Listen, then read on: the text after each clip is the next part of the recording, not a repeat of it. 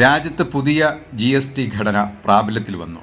US-ന്റെ പുതിയ H-1B ഫീസും ഇന്നു മുതൽ പ്രാബല്യത്തിൽ വരുമെന്നാണ് അറിയുന്നത്. നേരത്തെ ഉണ്ടായിരുന്ന 4 സ്ലാബ് GST-യിൽ നിന്നും 5%, 12%, 18%, 28% എന്നീ സ്ലാബുകളായി GST മാറ്റിയിരിക്കുകയാണ്. GST കൗൺസിൽ 2017 ജൂലൈ 1 ചരക്ക് സേവന നികുതി ആദ്യമായി പ്രാബല്യത്തിൽ വന്നതിനു ശേഷം ഇന്ത്യയിലെ ഏറ്റവും വലിയ പരോക്ഷ നികുതി പരിഷ്കരണമാണിത്. ഇത് പ്രകാരം ഭൂരിഭാഗം നിത്യോപയോഗ സാധനങ്ങൾക്കും വില കുറയും. മദ്യം, പുകയില, പാൻ മസാല തുടങ്ങിയ ഉൽപ്പന്നങ്ങൾക്ക് 40% പാപനികുതിക്ക് കീഴിലായിരിക്കും വരിക. സാധാരണക്കാർക്ക് വലിയ ആശ്വാസമാകും GST-യിലെ ഈ മാറ്റമെന്ന് അറിയുന്നത്. പരിഷ്കാരം ഇന്ത്യയുടെ വികാസത്തെ ത്വരിതപ്പെടുത്തുമെന്ന് നികുതി ഭാരത്തിൽ നിന്ന് ജനങ്ങൾക്ക് മോചനമുണ്ടാകുമെന്നുമാണ് ചർച്ച നടക്കുന്നത്.